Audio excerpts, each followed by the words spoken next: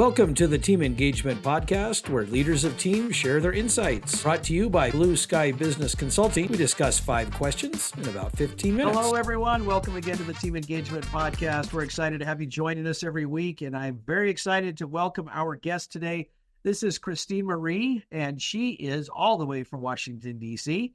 She is the CEO of The Knowing Agency. And Christene, thank you so much for taking time to join me on the podcast. What would you like the audience to know about The Knowing Agency? Thank you so much for having me, Sean. Well, actually, so The Knowing Agency is predicated on this whole concept of knowing, and it's knowing self, it's knowing your brand, it's knowing who you are in terms of your message, your vision, what you're trying to convey in an authentic way, but then also knowing your audience and being able to meet them with empathy. Harvard found that 95% of purchase-making decisions takes place in our subconscious, which is where our emotions live. And so void of emotion, our message is going to land flat. We're just going to be salesy, and who wants to engage with just sales? And so we take this knowing approach to be able to bridge the gap with authenticity and empathy meeting through marketing. But more than that, I'm actually really excited. I have my book coming out towards the end of the year titled Knowing. And that's much more my personal journey of coming to know self and awakening, as it were, to myself and the world. And rather than living as a reactive source to everyone and everything around me, everyone on a kind of a horizontal lens guiding me and telling me who I should be, rather I'm operating vertically with my compass pointing north, finally, for the first time in my life. Oh, so fantastic. That's great. Congratulations on the book. Is this your first book? It is my first book. Oh, what an adventure. Well, that's yeah. Especially big accomplishment. Congratulations. That's great. Thank you. Thank you. I'm excited. Well, good. I can tell. I can feel the enthusiasm. I can feel the emotion coming through. So that is great. All right. Well, let's talk a little bit because you've got an interesting story to tell us based on this first question that I asked. The first question is, of course, tell us a little bit, or to maybe instruct the business leaders on how to pivot in their business. And you've got a great little story about how you had to kind of pivot a little bit in your business. So share that with us. Yes. And actually it's tied to the reason for my book, Knowing. So when we think about why most business leaders do pivot in their business, typically it's, again, reactive. It's based on what I call the 3 C's. It's either you're pivoting because your competition, what they're doing, you're reacting to their movement in the business industry, or you're reacting to your customer. They're concerned about some things that maybe they're seeing AI taking off, and they're like, oh, well, we need AI in our business. And so you're reacting to the customer. Or third, beyond the competition or your customer, maybe you're actually reacting to your colleagues and their advice and what they're doing in your business. So rather than focusing and reacting based on the 3 C's, you need to be moving forward in a proactive way based on your why and understanding, again, kind of vertically aligned with, we know who we are, we know what our goals are, what our vision is. And the only way you can do that is by knowing the heart and soul of the business, or you as the entrepreneur or business leader. And so my experience that I wanted to share is the rebranding process that I had to go through, because on a personal level, business and the personal and professional are never segmented. We're all one human being, unfortunately. Right. And so as the entrepreneur and as the founder of my business name was actually tied to my former last name.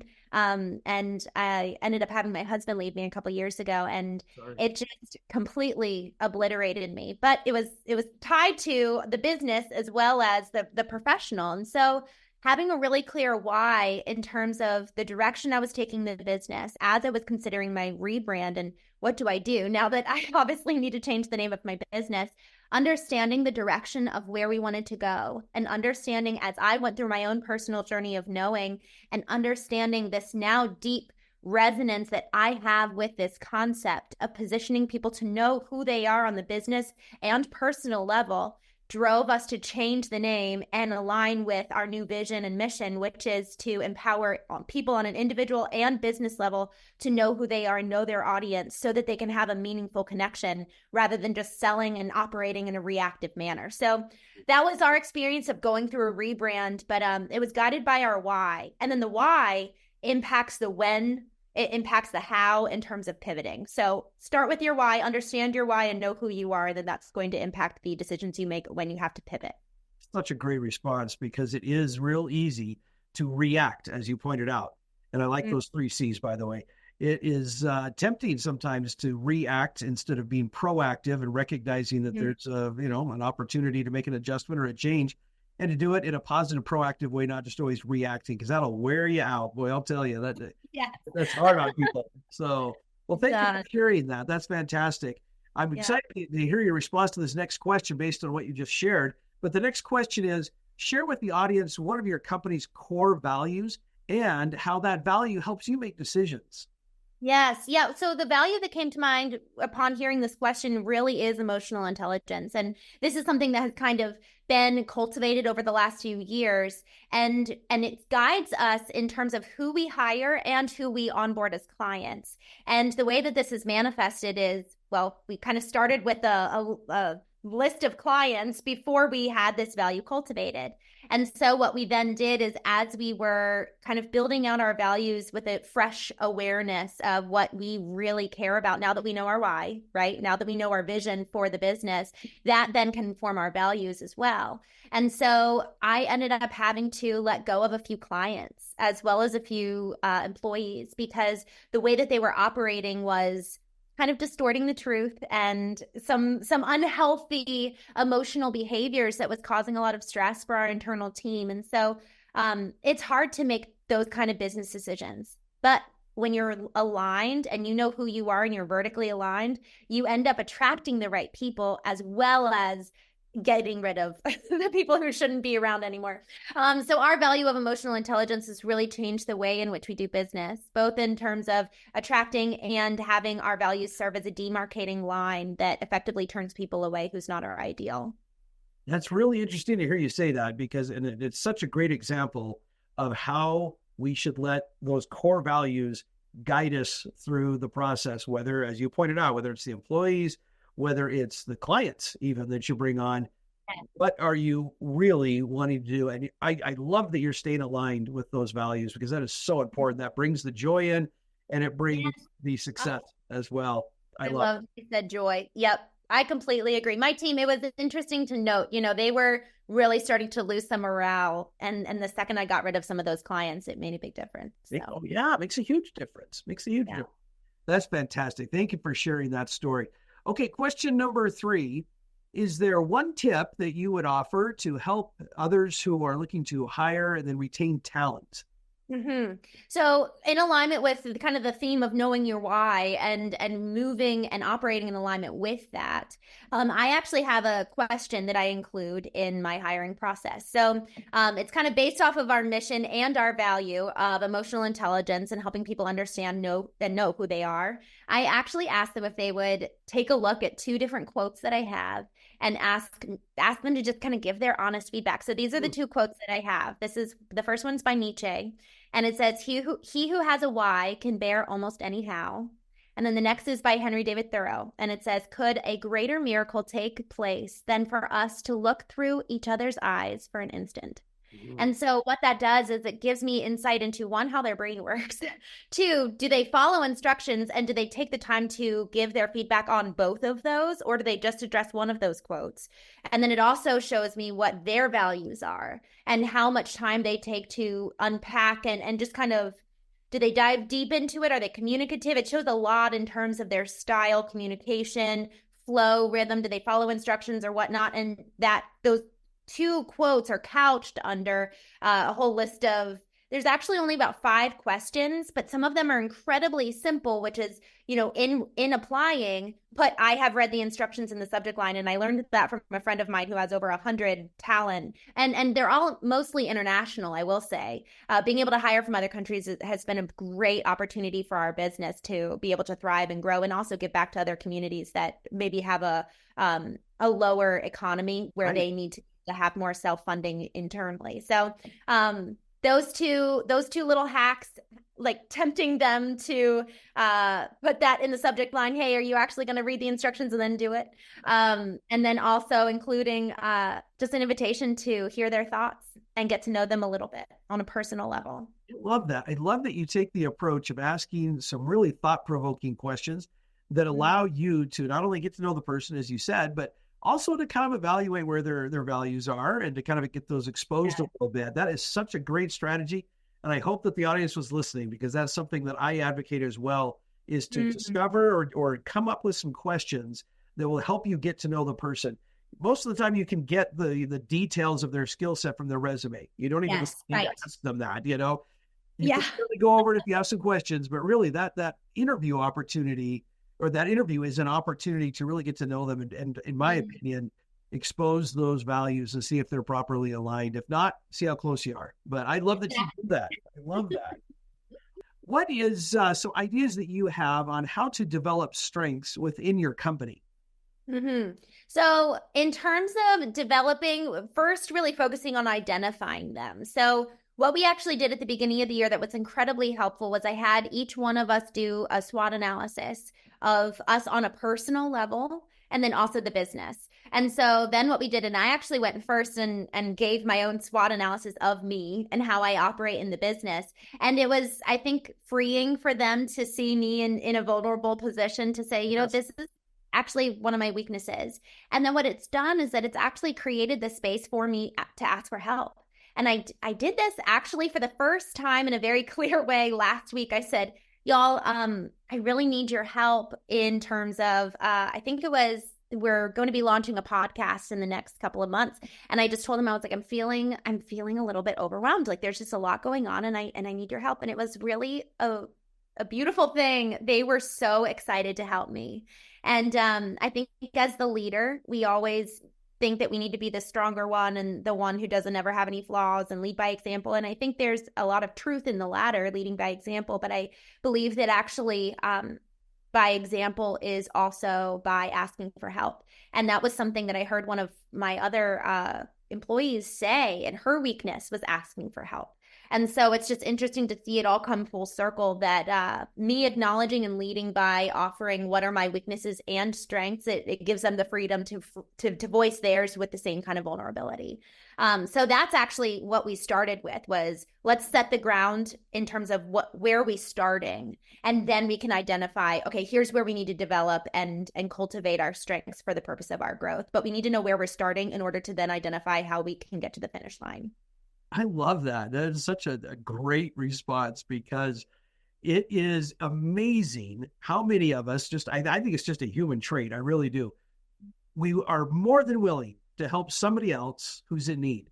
But for some odd reason, we don't want to ask others for help, especially as you mentioned, if we're the leader, we feel like we got to have this false bravado, have all the answers. I don't even know what it is, but it's all of these crazy things that we just don't have to have. It's okay to be authentic and to be real, to be vulnerable, to be genuine, and to just, hey, you know, this is kind of an area that I struggle with a little bit. I feel like I'm doing okay over here. These are my strengths, but I struggle over here. I love that you do that. It sounds like it was a good bonding exercise for your team too. It was really sweet to see them all share. And it was cool. I felt like there was a kind of an energy shift after we did that, where the walls came down. So that was, especially in a virtual environment, you know, that's hard to facilitate.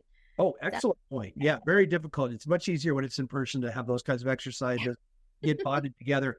But I'm glad you're doing it, even though it's virtual. Well, that's fantastic. Yeah. All right. Question number 5, fun question. I always look forward to this. Are we ready? Put on my hat.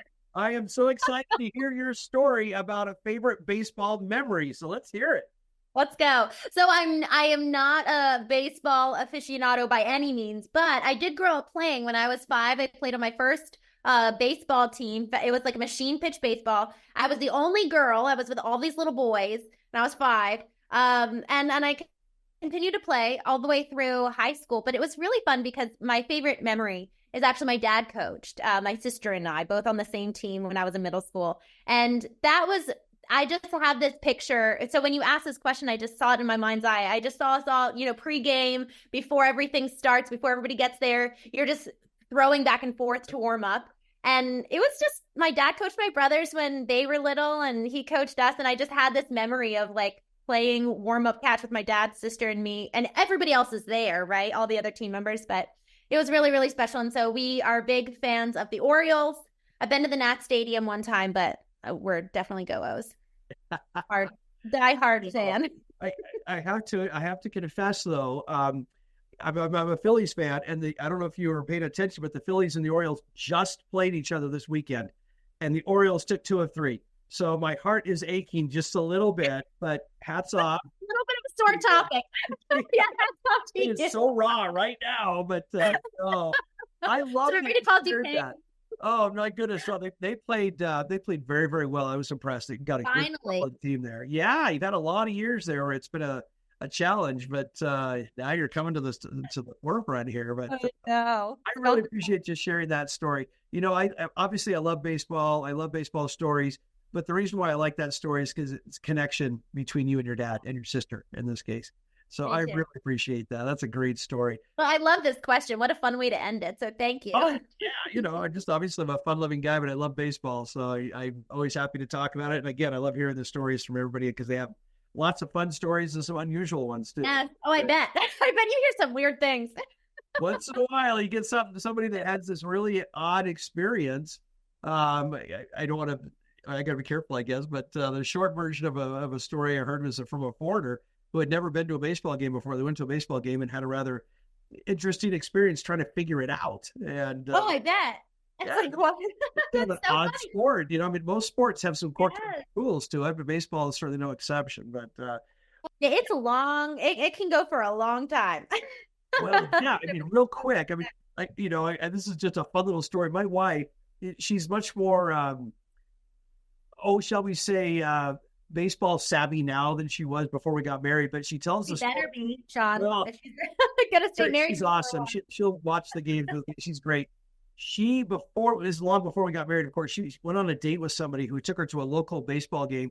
She knew that there were 9 innings. She thought that every time they changed place, and she put it. So she got to about 4.5 after the 4.5 innings, and she thought the game was about over. And she was so depressed to find out that was only halfway. You're only halfway.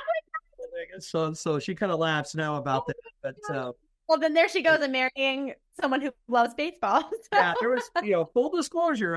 She knew I was. That's the other funny little joke about her little courtship there. This is very, very early. We weren't very seriously dating, but she called me to go to a haunted house. It was October. Uh-huh. And I said, I can't tonight. I got to watch the World Series.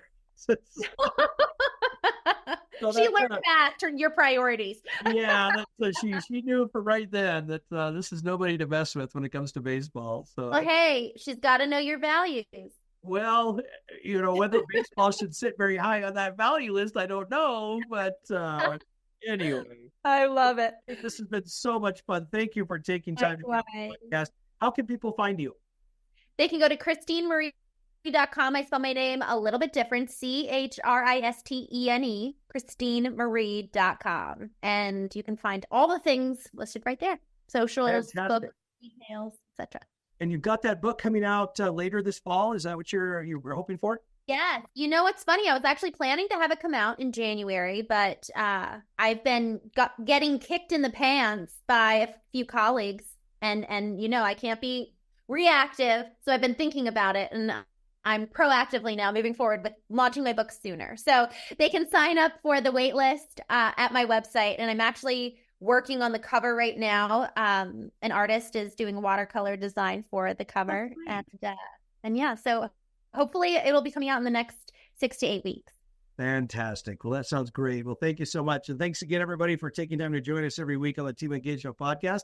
Have a great day. This is Sean Richards with the Team Engagement Podcast, where leaders of teams share their insights. For more ideas, go to teamengagementpodcast.com. We also invite you to follow or subscribe to our podcast wherever you may be listening or watching. Is your business thriving? Go to tbs-score.com to find out. Thanks for joining us today. Have a great day.